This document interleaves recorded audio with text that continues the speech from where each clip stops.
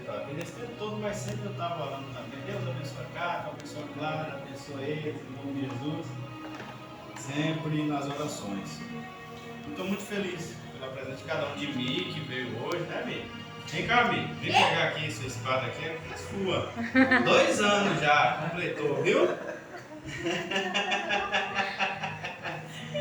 Glória a Deus, louva a Deus pela vida da minha esposa Mônica, meu filhinho Caleb. Nossa irmã Eliel hoje não pôde vir, mas se Deus quiser amanhã ele vai estar conosco, o irmão Josimar também. Acredito que amanhã ele vai estar conosco. Irmãos, nós estamos na exposição do Evangelho de Mateus. Evangelho de Mateus, nós estamos expondo os evangelhos. A cada culto, fora o sábado, que é culto de ensino, nós estamos fazendo uma exposição em série dos evangelhos. Talvez possa ocorrer que em algum culto, excepcionalmente, venha algum visitante, quem sabe, se o Espírito Santo quiser, e aí haja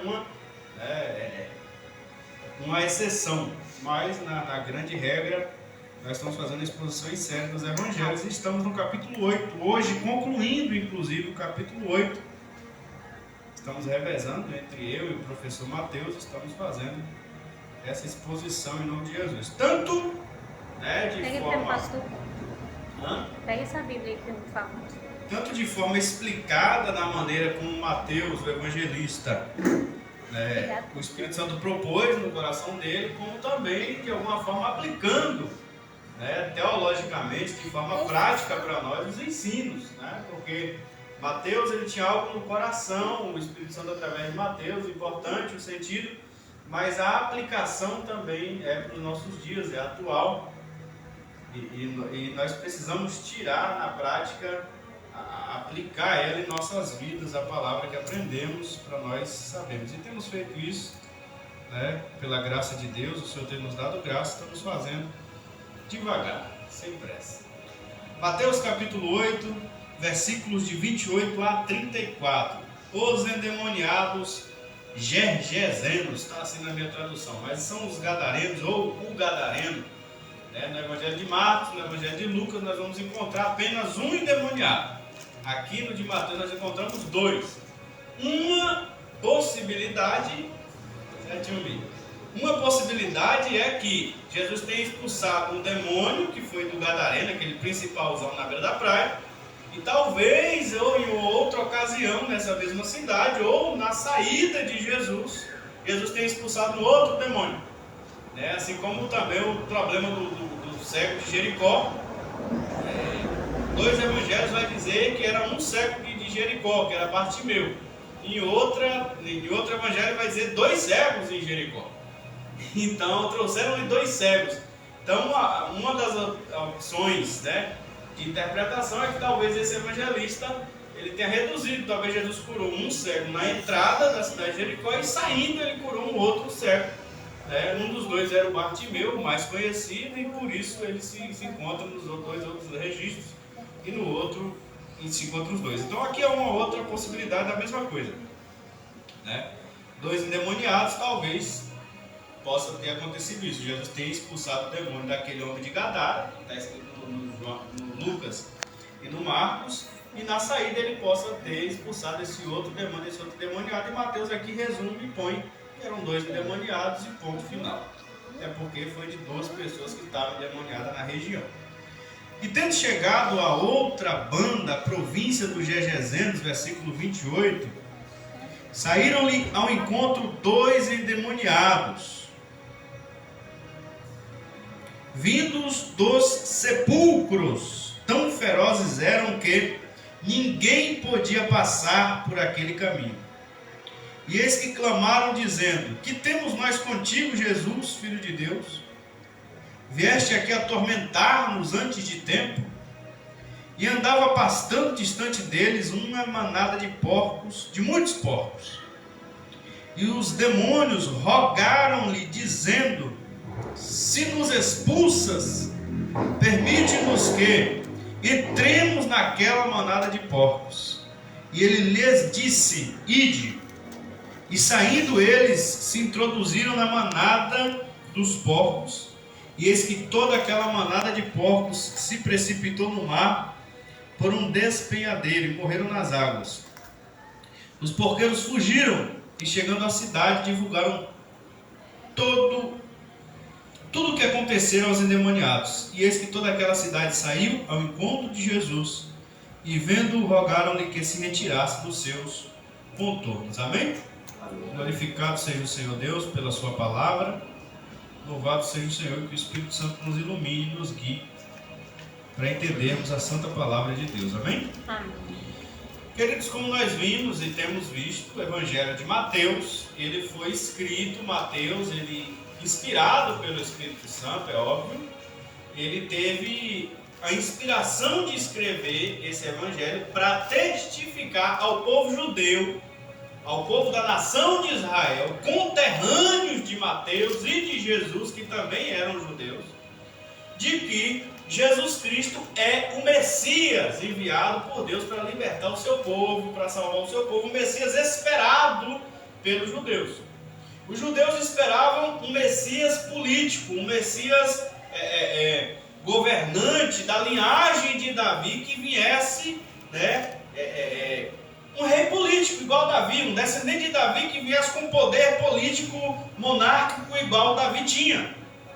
Essa era a ideia do judeu comum, do judeu natural, no tempo de Cristo. Talvez, inclusive, a ideia do judeu ortodoxo até o dia de hoje. Que tenha esse rei aí realmente humano e que lute as guerras de Israel e defenda os territórios dos judeus, dos hebreus e tenha um reino próspero, igual era o de Davi, igual o de Salomão, conquiste terras, cidades e deixe o reino bem estabelecido, igual Davi deixou e Salomão deu continuidade a um reino bem próspero e tranquilo. Essa é a ideia básica do judeu. Esse é o Messias que o judeu ortodoxo esperava e talvez ainda espera. Porém, o Evangelho de Mateus, o Espírito Santo auxilia Mateus para que ele escreva, mostrando que Jesus Cristo não é um rei político terreno, mas ele é o Messias enviado porque ele cumpre todas as promessas feitas aos pais no Antigo Testamento. Todas as promessas Jesus cumpre. E o Espírito Santo traz a nova revelação, que é aquilo que Paulo vai desenvolver muito mais claramente. Paulo vai trazer de forma muito mais clara, óbvio, nas suas cartas, na teologia paulina. Paulo vai trazer o Evangelho de uma maneira muito mais lúcida, mais transparente, da que encontramos inclusive até nos 4 Evangelhos. Paulo vai desenvolver, mas eu já consegui fazer um paralelo entre os Evangelhos e as cartas paulinas. Eu sempre gosto de fazer um paralelo. E tudo que Paulo desenvolve, lógico que já foi plantado por Cristo. Você pode procurar nos Evangelhos que Paulo não tira da própria cabeça dele. Você vai encontrar nos 4 Evangelhos toda a grande doutrina da graça desenvolvida pelo ministério do apóstolo Paulo aos romanos, aos coríntios, aos filipenses, aos gálatas, aos efésios, aos colossenses. Você vai encontrar tudo em Cristo, nos 4 Evangelhos. Você vai encontrar pelo menos aquela basezinha, aquele notícia boa ali. E óbvio que Deus vai usar Paulo uma graça para desenvolver mais claramente para nós.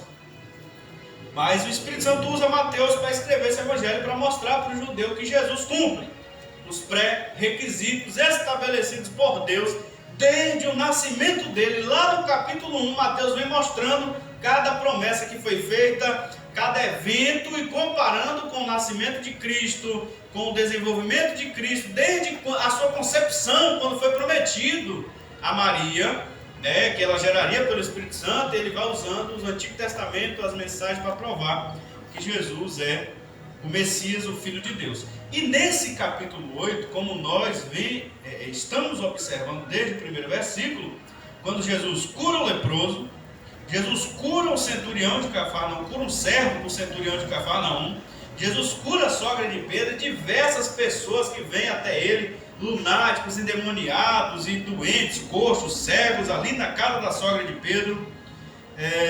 Jesus apazigua a tempestade.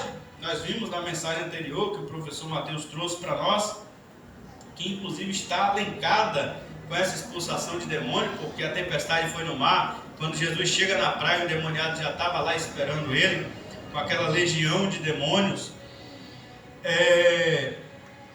A intenção de Mateus, nesse capítulo 8, é mostrar o poder de Jesus, que inclusive ele vai colocar aqui que é profético, está lá em Isaías, cumpriu-se, ele tomou sobre si as nossas dores e as nossas enfermidades. Jesus faz curas e milagres, cumprindo essa promessa que está lá, que ele tomou sobre si as nossas dores e as nossas enfermidades, e também para demonstrar o poder de Jesus sobre as doenças, o poder de Jesus sobre a natureza, como homem perfeito. Isso nós vamos entender à luz de Paulo, que Jesus é o segundo Adão, que Jesus é o homem perfeito, e por isso ele tem poder sobre a natureza, ele tem autoridade, que o homem, o primeiro Adão perdeu, caiu, e Jesus, como homem perfeito, agora ele tem autoridade sobre o mar, sobre o vento, ele tem autoridade sobre os espíritos, malignos.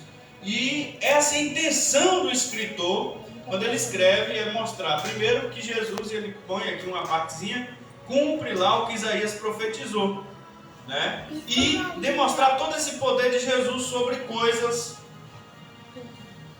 temporais, coisas terrenas, apesar de que estamos vendo o tempo todo que a mensagem do Evangelho de Mateus é mostrar que Jesus vem trazer a mensagem de um reino espiritual, que não é aqui, não é para aqui, mas é para a eternidade. Então, a mensagem principal do Evangelho de Mateus é tirar esse pensamento judaico de que o reino era para a terra, era um Messias terreno, era para um reino terreno, e elevar a mente do povo para ver que Jesus ele realmente é rei, ele realmente veio com o reino de Deus, ele já trouxe, mas um reino espiritual, preparando um povo para reinar no reino dele, que é lá na eternidade, é na outra dimensão, além daqui, que é aquilo que Paulo vai dizer, que o corruptível não herdará com o incorruptível. Então, é um reino não corruptível, o reino de Jesus Cristo. Por quê? Por que corruptível? Corruptível é aquilo que perece. Então, nesse tempo de Cristo, existiam Césares, existia o César, que era um imperador mundial de Roma, o imperador romano. Roma era o Império Romano, e que hoje não passa de apenas uma cidade, a capital da Itália, e não é mais um império, não tem mais dominação nenhuma, não tem nem na Europa tem tanta influência. A capital da Itália não tem mais influência nem na Europa. Existem outras potências mundiais, como Estados Unidos, China, Japão, outras economias muito maiores, muito mais potentes, e Roma não significa quase que é mera história, é apenas história. Isso se chama corrupção, corruptível. O Império Romano pereceu, passou, a era dos Césares passou. Então isso é passado agora, é história, se corrompeu, já era. E quando nós falamos do incorruptível, é porque Jesus Cristo é o mesmo ontem, hoje e será eternamente. Ele existia em forma de Deus desde antes da eternidade, se encarnou, mas continuou sendo Deus e homem ao mesmo tempo. Depois ele morreu na cruz, ressuscitou e agora está eternamente glorificado na forma de Deus e de homem. Eternamente não morre mais. Então o reino dele não passa, ele não perece, o reino dele o poder dele não é igual ao do César, não é igual o de Trump, que vai começar agora, mas daqui a 4 anos vai acabar. Não é igual o de Lula, que começou há 2 anos atrás, daqui a 2 vai acabar. Não é igual qualquer poder, o de Roberto, que começou agora 1º de janeiro, mas daqui a 4 anos vai acabar. Mas o poder de Jesus Cristo, ele é eterno, ele não passa, ele não termina. O reino dele, ele é um reino eterno. Essa é a ideia de Mateus no seu Evangelho. E esse texto aqui, em especial, quando eu estava olhando para ele hoje, do versículo 28 ao 34, quando Jesus expulsa essa legião de demônios, não vem ao caso e nem vamos criar caso, porque aqui tem 2 endemoniados e nos outros evangelhos só tem 1. Isso não interessa, né? Tem pessoas que criam caso para querer, porque não crê na palavra de Deus, não crê na Bíblia, e começa a caçar pelo em ovo, começa a caçar, como o povo gosta de dizer, chifre na cabeça de cavalo. Então não vem ao caso. O que importa aqui, e que vem saltando para nós, e é realçado nesse texto, que o Espírito Santo traz para nós, é que existia naquele homem uma legião de demônios. O que era uma legião de demônios? Por quê? Eram muitos demônios que haviam possuído aquele homem ou aqueles homens. Eles estavam vindo dos sepulcros. Eles moravam nos sepulcros. O que acontece? Diz a Bíblia, se nós formos em outros evangelhos ver, que eles não se vestiam. Eles andavam nus. Eles não vestiam roupa. Diz a Bíblia que ninguém podia passar pelo caminho onde eles estavam, porque eles eram perigosos. Também vai dizer que ninguém conseguia prender eles. Ninguém conseguia prender. Atenção, em nome de Jesus. Ninguém conseguia prender eles. Porque uma vez que eles eram presos com grilhões, diz a Bíblia que ele destruía. O homem possuído pelos demônios, ele destruía os grilhões como se fosse pano queimado, como se fosse lã queimada. Ele destruía e saía de dentro, grilhões de ferro. Ele era preso e destruía aquilo. Ninguém conseguia prender, ninguém conseguia amansar. Então era algo muito além do natural, era algo sobrenatural, incomum e fora da força humana e da possibilidade humana de resolver. Porém, quando Jesus, que já tinha acalmado a tempestade, acredito eu, que essa tempestade inclusive já foi levantada pela fúria talvez, a revolta desses demônios, sabendo que Jesus ia de encontro a eles lá na praia, porque diz a Bíblia que quando Jesus chegou lá, ele já estava expulsando, ele já estava dizendo para aquele demônio sair daquele homem. Os discípulos nem perceberam, mas Jesus já estava dizendo. Quando Jesus chega na praia, o demônio já estava lá esperando Jesus. Então Jesus já sabia, e os demônios também já sabiam que Jesus estava indo para lá. E por isso essa tempestade se levanta e Jesus demonstra seu poder sobre a natureza. Demonstra seu poder como Criador. Ok, mas nesse texto aqui ressalta o poder de Jesus sobre o reino das trevas. Aqui nesse texto ressalta o poder de Jesus como cabeça. Ressalta o poder de Jesus que está escrito lá, não diz que tudo que a gente vê em Paulo está cá nos evangelhos, se a gente olhar direitinho? Colossenses 1. Pois nele foram criadas todas as coisas, nos céus e na terra, sejam tronos, soberanias, poderes ou autoridades, tudo subsiste por causa dele. Ele é o primogênito de todas as coisas, ou seja, ele tem a primogenitura. O que é a primogenitura? A autoridade que recebeu do Pai. Ele tem o direito legal de exercer a autoridade sobre toda e qualquer outra coisa criada. Ele tem autoridade e poder. Então, Jesus Cristo, ele tem o principado de tudo.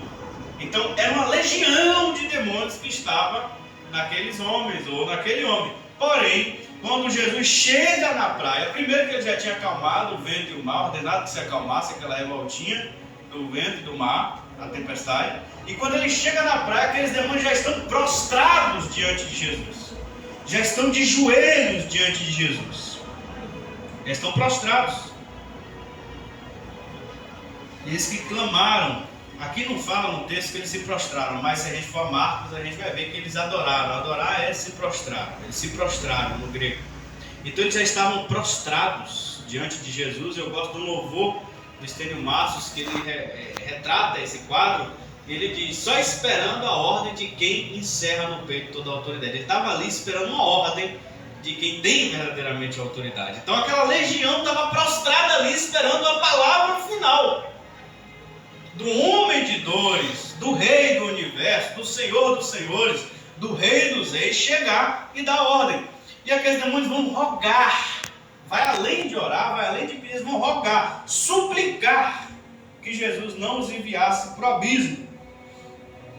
Bom, aqui existe uma interpretação, eu já vi até o Augusto falando, e já li também em outras Bíblias, que os demônios desse tempo aqui, quando eles viam Jesus, eles ficavam com medo de já ser o juízo final.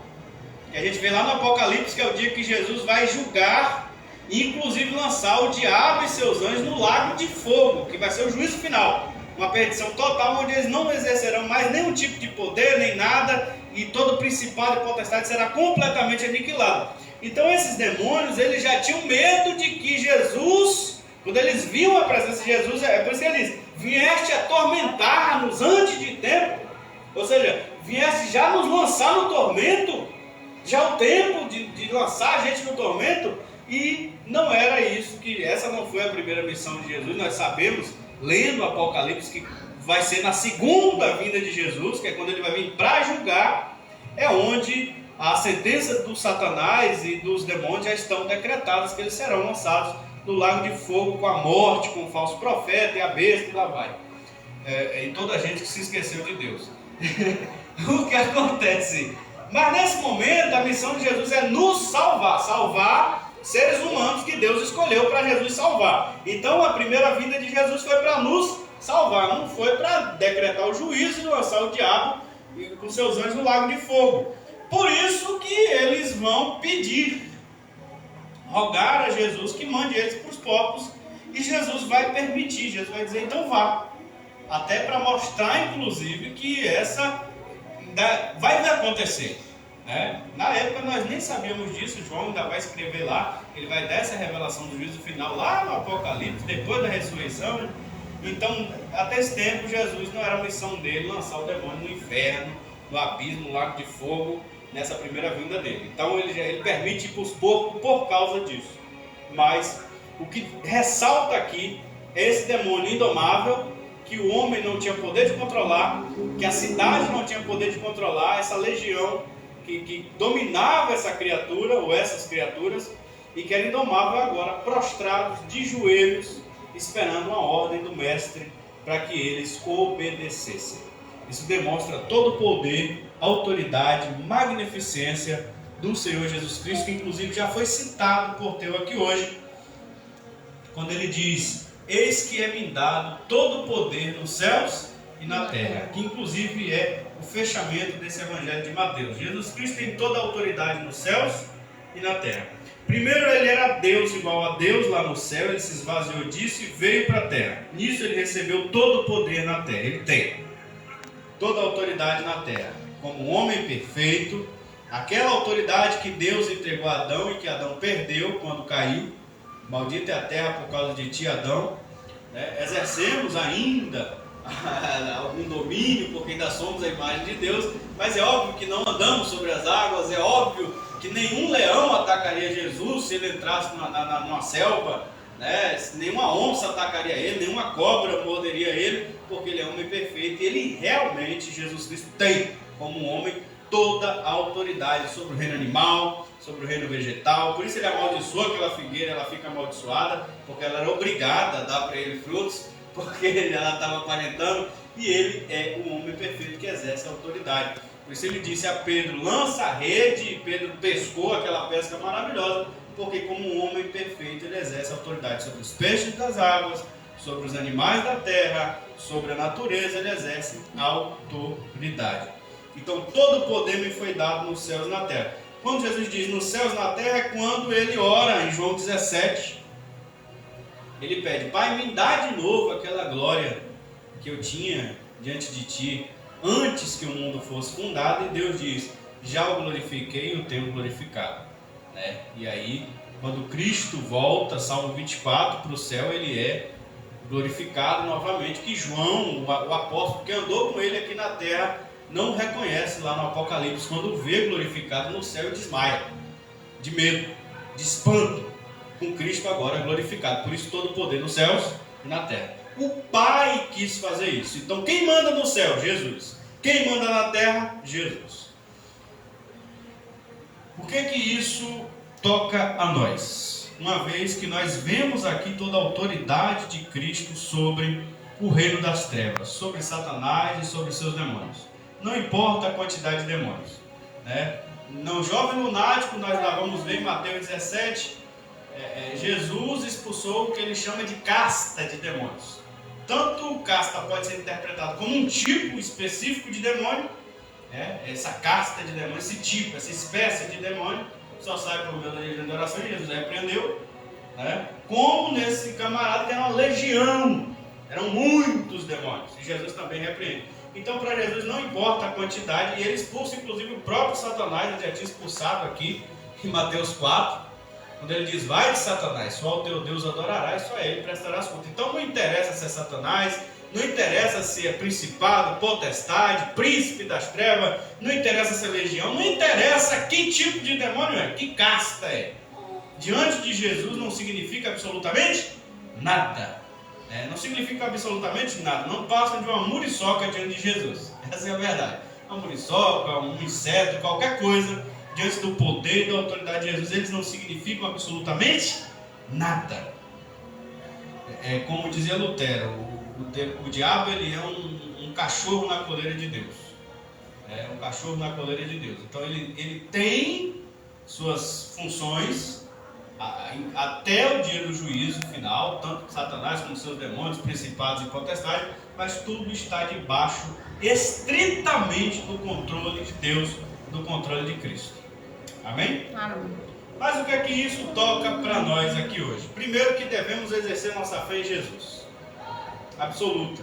Não interessa quantos demônios venham se levantar contra nós, não interessa, cantemos aquele louvor: Castelo forte é nosso Deus. Com precisão. É isso que esse texto traz para nós e que o Espírito Santo de Deus traz para nós. Castelo forte é nosso Deus, espada e bom escudo. O seu poder protege os seus. Por mais que o inimigo levante, Jesus dá uma palavra e cai tudo por terra. Nós não temos poder, mas Jesus, o nosso rei, tem. Então devemos colocar toda a nossa fé nele. Segundo, a nossa responsabilidade diante dessa fé, a nossa responsabilidade que devemos assumir. Jesus, quando ele vai enviar seus discípulos, ele vai dizer: expulsai demônios. Jesus expulsava, a paz, irmã. Então Jesus ordena que devemos expulsar. Expulsai demônios. Está escrito. O apóstolo Paulo vai escrever aos Efésios: a nossa luta não é contra carne e sangue, mas contra principados, potestades, hostes espirituais da maldade. Jesus Cristo vai dizer que a semente semeada à beira do caminho, os pássaros vêm, como aquele pássaro representa? O maligno arrebata a semente semeada para que as pessoas não creiam. Paulo vai dizer que o príncipe deste século cegou o entendimento de muitos para não ver a beleza da face de Cristo, o brilho da face de Jesus Cristo.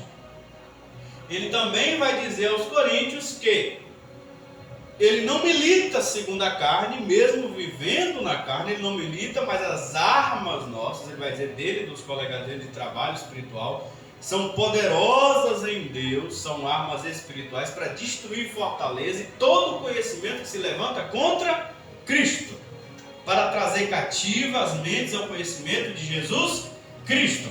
E para isso é óbvio que é preciso todo o investimento de fé, primeiramente, certeza da vitória de Jesus Cristo, porque a Bíblia vai nos dizer que Jesus na cruz já triunfou sobre principados e potestades.